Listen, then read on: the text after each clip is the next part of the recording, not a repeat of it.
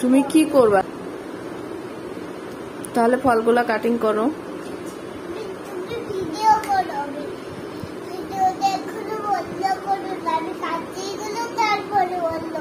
আচ্ছা ঠিক আছে, ভিডিও বন্ধ করছি না, তুমি কাটো।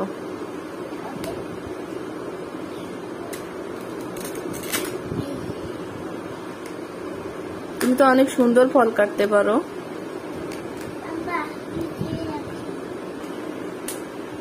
এই যে ফল একটা একটা করে সব ফালাক কেটে ফেলছে, এখন সে মাম্মামকে খেতে দিবে।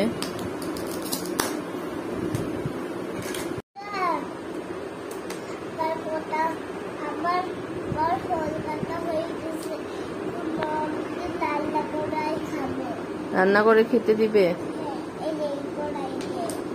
আচ্ছা।